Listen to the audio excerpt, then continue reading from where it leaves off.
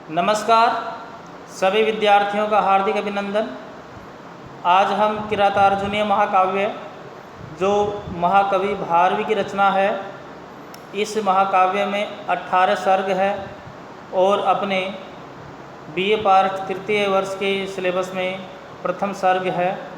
इस प्रथम सर्ग में जो हस्तिनापुर के राजा युधिष्ठिर दुर्योधन से जुआ खेलने में हार जाते हैं, उस पराजय के उपरांत वे अपने उस राज्य जो राजपाट है उस करके द्वैत वन में चले जाते हैं। फिर वहाँ द्वैत वन से वो एक वनेचर वन में निवास करने वाले किसी भील को ब्रह्मचारी के वेश में उसे दुर्योधन जो जुआ में उनको हराकर युधिष्ठिर आदि पांडवों को हराकर वह हस्तिनापुर का राजा बन जाता है। उस दुर्योधन के राज्य प्रशासन को जानने के लिए एक वनेचर को भेजते हैं। वनेचर हस्तिनापुर में दुर्योधन का जितना भी राज्य प्रशासन प्रजा का पालन वृतांत था, उस संपूर्ण वृतांत को जानकर पुनः द्वैत वन में लौट जाता है और युधिष्ठिर से निवेदन करता है। यह संपूर्ण प्रसंग इस प्रथम सर्ग में वर्णित है।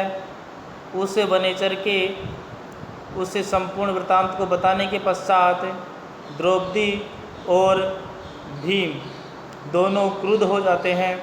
वो उस दुर्योधन से बदला लेना चाहते हैं और अपने उस साम्राज्य को पुनः प्राप्त करना चाहते हैं। यही इस प्रथम सर्ग में वर्णित है। इसका प्रथम श्लोक है जो इस महाकाव्य का मंगलाचरण भी कहलाता है, वह है श्रियः कुरुणामधिपस्य पालनीं प्रजा सुवृत्तिं यमयोक्त वेदितुं सवर्णिलिंगी विदितः समाययौ युधिष्ठिरं द्वैत वने वनेचर।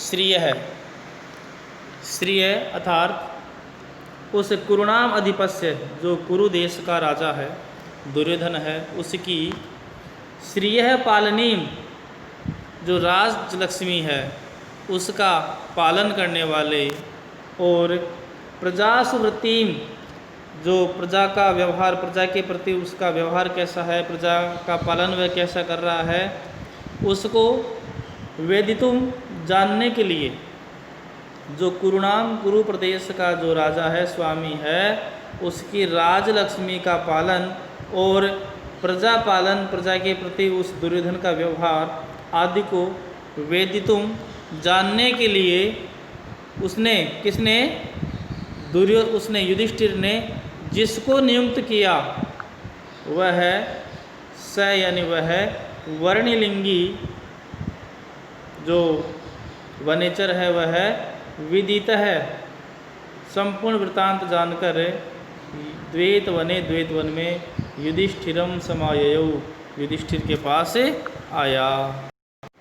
अर्थात कुरुणाम अधिपस्य श्रियः पालनी जो कुरु देश का स्वामी है, उसकी श्रियः पालनी उसकी जो राजलक्ष्मी का पालन और प्रजा के प्रति उसका व्यवहार जानने के लिए यम जिसको अयुक्त नियुक्त किया, स यानी वह वर्णलिंगी जो वनेचर है, ब्रह्मचारी वेश में धारण किया हुआ, संपूर्ण वृत्तांत को जानकर वह वनेचर द्वैत वन में युधिष्ठिर के पास आया।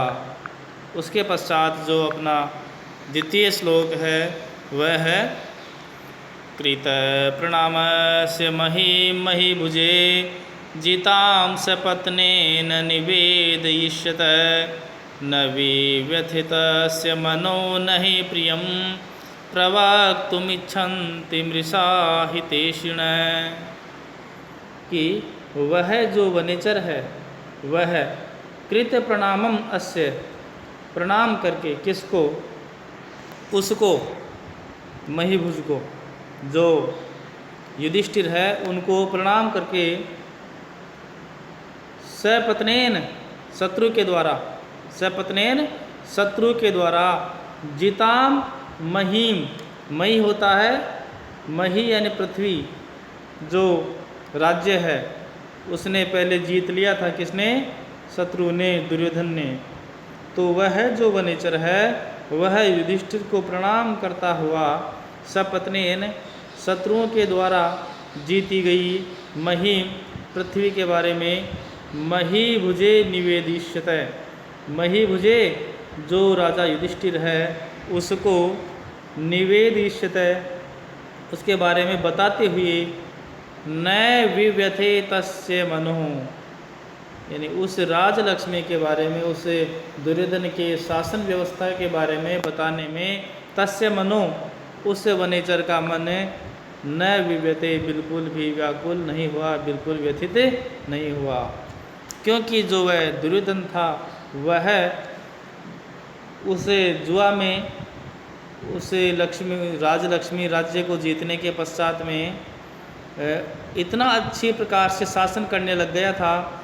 वह धर्मनिष्ठापूर्वक प्रजा में अपना विश्वास उत्पन्न करना चाह रहा था, इसलिए वह अब वनेचर उस राज्य प्रशासन के बारे में, उसकी तारीफ करने में, दुर्योधन की तारीफ करने में बिल्कुल भी उसका मन व्यथित नहीं हुआ, क्योंकि वह सत्य कह रहा था।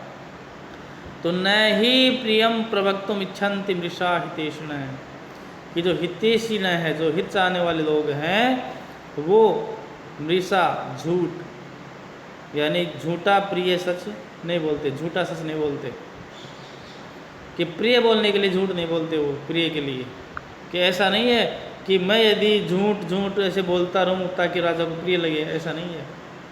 तो वो प्रिय लगने वाले झूठ नहीं बोलते। जो हितैषी, हित चाहने वाले लोग हैं, वो प्रिय लगने वाले झूठ नहीं बोलते।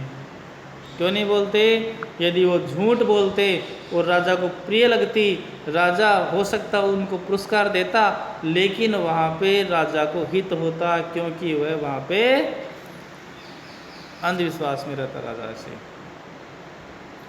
फिर आगे है, द्विषां विघाताय विधातुमिच्छतो रहस्यनुज्ञामधिपस्य भूभृते, रहस्यनुज्ञामधिगम्य भूभृते ससोष्ठबोधार्य विशेषशालिनीं विनिश्चितार्थम् इति वाचमाददे। द्विषां विघाताय विधातुमिच्छतो, कि सयनि वह जो वनेचर है रहसी एकांत में, रहसी एकांत में, द्विषां विघाताय, द्विषां शत्रुओं के, विघाताय विनाश के लिए, विधातुम इच्छतो उनका विनाश करने का जो इच्छुक वनेचर एकांत में, भूभृत जो राजा युधिष्ठिर है उसकी अनुज्ञाम आज्ञा को प्राप्त कर वह निवेदन करना चाहता था राजा से कि जो कुछ भी मैंने वहाँ हस्तिनापुर में देखा उस वृतांत को बताने के लिए वह राजा की आज्ञा लेकर के ससोष्ठबोधार्य विशेषशालिनीं विनिश्चितार्थम इति वाचमादते। वह सोष्ठबोधार्य, वह शब्द और अर्थ से विशेष शालिनी, विनिश्चितार्थम इति वाचमादते, वह शब्द और अर्थ की गरिमा से युक्त निश्चित अर्थ वाली, विनिश्चिताम निश्चित अर्थ वाली, इति वाचम आदते, इस प्रकार वाणी को कहा। वह एकांत में शत्रुओं के विनाश का इच्छुक वनेचर राजा युधिष्ठिर से आज्ञा प्राप्त कर शब्द और अर्थ की विशेष गरिमा से युक्त और निश्चित अर्थ वाली इस प्रकार की वाणी को कहा। फिर है, क्रियासु युक्तैर्नृपचार चक्षुषो नैवंचनीया प्रभोऽनुजीविभिः अतोर्हसि शान्तुं साधुआ हितं मनोहारि च दुर्लभं वच। अतोर अर्हसि क्षंतुम असाधु साधुआ हितम मनोहारि च दुर्लभम वच है, कि जो राजा के द्वारा क्रियासु कार्यों में युक्तई लगाए गए अनुजीवी भी जो सेवक आदि हैं उनके द्वारा कौन चार चक्षुषः प्रभवै नय वंचनीया, कि यहाँ राजा को चार चक्षुष कहा गया है। कि चार चक्षुष कैसे हुए कि चार होते हैं गुप्तचर, तो गुप्तचर ही जिनकी आँखें हैं, राजा स्वयं अपने साम्राज्य में घूमकर संपूर्ण वृत्तांत नहीं देख पाते, इसलिए वो गुप्तचरों को भेजते हैं कि हमारे साम्राज्य में क्या हो रहा है। गुप्तचर जो उनको राजा को संदेश देते हैं उसी के आधार पर वो कार्य करते हैं, इसलिए गुप्तचरों के द्वारा चार चक्षुष है जो राजा लोग हैं वो नय वंचनीया, ठगे नहीं जाने चाहिए, यानी कि उनको सत्य बात बतानी चाहिए। जो गुप्तचर हैं, जो सेवक हैं, वो राजा को, अपने स्वामी को जो वृतांत है वह सत्य सत्य बताना चाहिए, ताकि राजा उसी के अनुसार कार्य कर सके। इसलिए वह वनिचर कहता है अतः अहर्षि क्षंतुम असाधु साधुवा, यदि मैं सही कहूँ या गलत कहूँ, यदि मेरी जो बात है वो आपको चाहे सही लगे या गलत लगे, लेकिन मैं आपको संपूर्ण वृतांत सत्य बताऊंगा, क्योंकि हितम मनोहारी च दुर्लभम वच, जो हितकारी भी हो, कल्याणकारी भी हो और मनोहारी, मन को अच्छे भी लगने वाले हो, ऐसे जो वचन हैं दुर्लभ हैं।